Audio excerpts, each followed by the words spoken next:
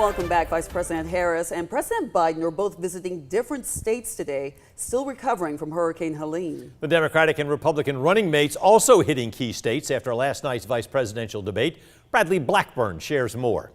The next Vice President of the United States. Ohio Republican Senator J.D. Vance is targeting the battleground state of Michigan with two stops. First, talking manufacturing in Auburn Hills. Donald Trump and I believe that one of the biggest mistakes our leaders made is that they decided over 40 years that we didn't need to make our own stuff anymore. Minnesota Democratic Governor Tim Walz headed to another battleground state, Pennsylvania, for a rally with Senator John Fetterman in York. The campaign says his Pennsylvania bus tour is the start of a cross-country travel and fundraising blitz.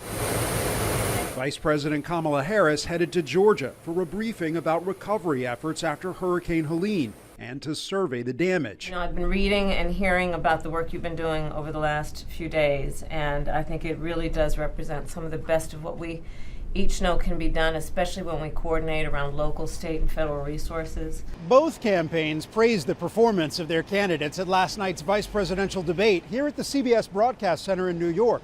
The Trump campaign called Vance dominant, while the Harris campaign said Walz was strong. The campaign is already releasing an ad highlighting one of the key moments from the debate. Did he lose the 2020 election?